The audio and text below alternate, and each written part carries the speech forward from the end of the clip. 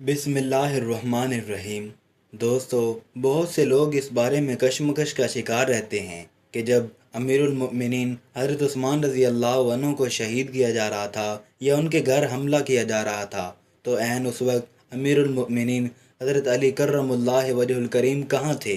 क्या आप हज़रत उस्मान को शहीद होता देख रहे थे? और अगर आप वहाँ मौजूद थे तो आपने उन हमला आवरों को रोकने की कोशिश क्यों न की? क्या ये सब आपकी मर्ज़ी के ऐन मुताबिक हो रहा था जो आपने खामोशी इख्तियार किए रखी?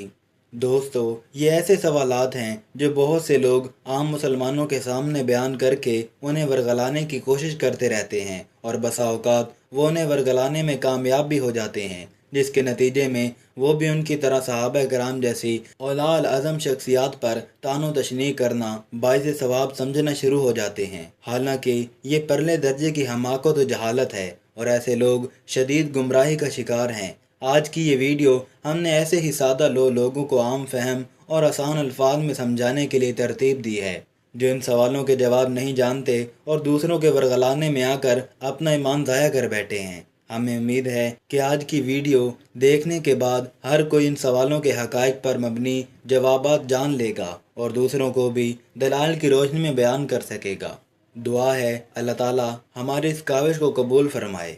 दोस्तों, बाद लोगों का ख्याल है कि हज़रत उस्मान के कत्ल की साजिश में हज़रत अली रज़ी अल्लाह अन्हु शरीक थे या इसमें उनका हाथ था या उनके इशारे पर हुआ। दर हकीकत ये बहुत बड़ा इफ्तरा और कज़ब है, क्योंकि अमीरुल मोमिनीन हज़रत अली रज़ी अल्लाह अन्हु तो वो शख्सियत थे जिन्होंने हज़रत उस्मान का सबसे ज़्यादा दिफा किया था, और आपने तो अपने दोनों बेटों हज़रत सैयदना इमाम हसन और हज़रत सैयदना इमाम हुसैन को उनके घर के दरवाज़े पर मामूर फरमाया था जहाँ हज़रत उस्मान को महसूर किया गया था। यही नहीं बल्कि हज़रत इमाम हसन तो अमीरुल मोमिनीन हज़रत उस्मान के दिफा में ज़ख्मी भी हो गए थे। इसलिए ये कैसे हो सकता है कि शहादत उस्मान में हज़रत अली का हाथ हो, जबकि हमारे पास हज़रत अली का फरमान आलिशान भी मौजूद है। चनाचा हज़रत इब्न अब्बास कहते हैं कि हज़रत अली कर्रमुल्लाह वजहुल करीम ने फरमाया, अगर लोग चाहें तो मैं खाना काबा में खड़े होकर यह कसम खाने के लिए तैयार हूँ कि मैंने हज़रत उस्मान को न कत्ल किया और न हुक्म दिया, बल्कि मैं तो बलवाइयों को रोकता रहा, लेकिन उन्होंने मेरी एक न मानी। दोस्तों, ज़रा गौर करें, अब जबकि हज़रत अली के अपने अल्फाज में हमारे पास इतनी बड़ी शहादत मौजूद है, तो फिर हज़रत अली की ज़ात पर शुबा रखना कबीरा गुनाह है। लिहाजा ऐसी खाम ख्याली से बचना बेहद ज़रूरी है। अब मोअतरज़ ये एतराज़ भी करते हैं कि अगर मौला अली वाकई इस वाक़या को नापसंद फरमाते थे तो अब ख़ुद तलवार पकड़कर हज़रत उस्मान के दिफा में क्यों न निकल आए। इसका जवाब है कि जब तक तलवार के बग़ैर दिफा हो सकता था, हज़रत अली तलवार के बग़ैर दिफा करते रहे, लेकिन जब तलवार पकड़ कर दिफा करने का वक्त आया तो बुलवैयों ने अमीरुल मोमिनीन हज़रत अली कर्रमुल्लाह वजहुल करीम को भी महसूर कर लिया था और आपके आज़ाद रहने की सिर्फ़ एक ही सूरत छोड़ी थी कि आप मदीना से बाहर चले जाएं। चनाचा अल्लामा इब्न साद लिखते हैं, हज़रत उस्मान जब घर में महसूर थे तो उन्होंने हज़रत अली को बुलाने के लिए कासिद भेजा। हज़रत अली पैगाम मिलते ही उठ खड़े हुए और चलने के लिए तैयार हो गए, लेकिन उस वक्त वहाँ वो लोग भी मौजूद थे जो हज़रत अली के तरफदार थे।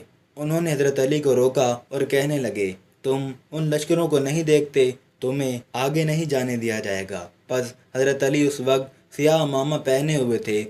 आपने वो अमामा शरीफ उतारा और कासिद की तरफ फेंक दिया और फरमाया, अमीरुल मोमिनीन को बिल्कुल ऐसे ही बताओ जो तुमने यहाँ देखा। फिर आप मस्जिद से निकलकर नवाह मदीना एहजार ज़ियत में चले गए। इसके बाद जब बाकी लोग हज़रत उस्मान को शहीद करने के बाद हज़रत अली के पास पहुँचे तो आपने फरमाया, ए अल्लाह, मैं उस्मान के खून से बरी और ज़िम्मा हूँ, ना मैंने कत्ल किया और ना ही इशारा किया। दोस्तों, इस हवाले से हज़रत अली की मजबूरी और बेबसी का अंदाज़ा होता है कि आप किस कदर मजबूर कर दिए गए थे उस वक्त, यानी आप चाहते हुए भी कुछ नहीं कर सकते थे, इसलिए आप मदीना छोड़कर नवाही इलाके की तरफ तशरीफ़ ले गए थे।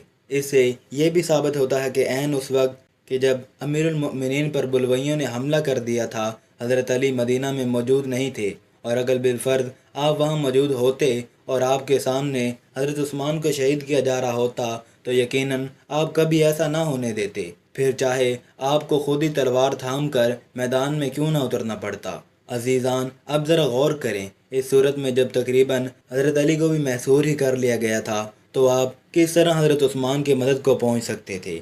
حالانکہ اس وقت مدینہ میں 700 کے قریب صحابہ بھی موجود تھے جو حج پر نہیں گئے تھے، لیکن وہ سب کے سب بھی تقریباً 3000 بلوائیوں کے نرغے میں تھے۔ اور پھر مولا علی سمیت کسی ایک کے وہم و گمان میں نہیں تھا کہ یہ معاملہ اس قدر طول پکڑ لے گا کہ امیر المؤمنین حضرت عثمان کو شہید ہی کر دیا جائے گا۔ یہاں حافظ ابن کثیر علیہ رحمہ نے البدایہ والنہایہ میں لکھا ہے کہ مدینہ میں موجود بڑے بڑے نامور صحابہ کرام نے مصلحت کے تحت کنارہ کشی بھی اختیار کر لی تھی تاکہ شام و بصرہ سے جو لشکر آ رہے ہیں وہ مدینہ پہنچ جائیں اور جو لوگ حج پر گئے ہوئے ہیں وہ بھی واپس پہنچ جائیں، یعنی ان کو یقین تھا کہ ان کے آتے ہی یہ فتنہ پرور بلوائی محاصرہ ختم کر کے واپس لوٹ جائیں گے، لیکن یہ معاملہ اس قدر جلد امیر المؤمنین کی شہادت تک پہنچ جائے گا کسی کے خیال میں نہیں تھا۔ البتہ ان صحابہ کرام نے اپنے بیٹوں کو ضرور حضرت عثمان کی حفاظت کے لیے مامور کر دیا تھا تاکہ امیر المؤمنین کو ممکنہ نقصان سے بچایا جا سکے۔ یہاں ایک اور بات بھی قابل ذکر ہے اور وہ یہ کہ امیر المؤمنین حضرت عثمان نے بھی مدینہ میں موجود صحابہ کرام کو سختی سے منع فرما دیا تھا کہ بلوائیوں سے جنگ نہ کی جائے۔ چنانچہ علامہ ابن سعد علیہ رحمہ نے نقل کیا ہے کہ حضرت ابو ہریرہ محاصرہ کے دن حضرت عثمان کے پاس پہنچے اور کہا، یا امیر المؤمنین، ہم خاموشی سے ہی مار کھا لیں یا آپ لڑائی کا حکم دیں گے؟ حضرت عثمان نے فرمایا، ابو ہریرہ، تمہیں یہ چیز پسند ہے کہ میں بھی قتل ہو جاؤں اور دوسرے مسلمان بھی سب قتل ہو جائیں؟ حضرت ابو ہریرہ نے کہا، نہیں۔ تو فرمایا، تو نے ان کا ایک آدمی بھی قتل کر دیا تو وہ تمام مسلمانوں کو قتل کر دیں گے۔ حضرت ابو ہریرہ کہتے ہیں، میں یہ سن کر واپس لوٹ گیا۔ مورخین لکھتے ہیں، باغی تو آئے ہی فساد کی نیت سے تھے، حج کرنے جا رہے ہیں، یہ تو بہانہ تھا۔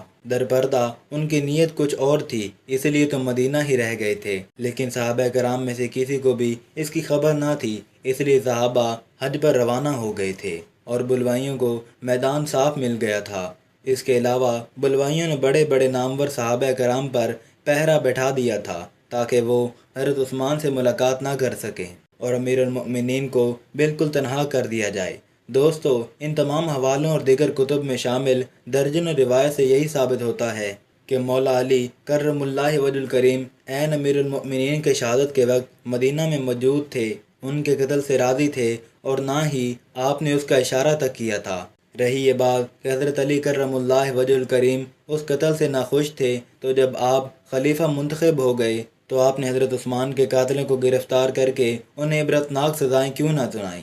باعث طوالت اس کی تفصیل ہم اپنی اگلی ویڈیو میں بیان کریں گے۔ اگلی ویڈیو کا نوٹیفیکیشن حاصل کرنے کے لیے چینل کو سبسکرائب ضرور کر لیں۔ ہمیں اپنی دعاؤں میں ضرور یاد رکھیں۔ اللہ آپ کا اور ہمارا حامی و ناصر ہو، آمین۔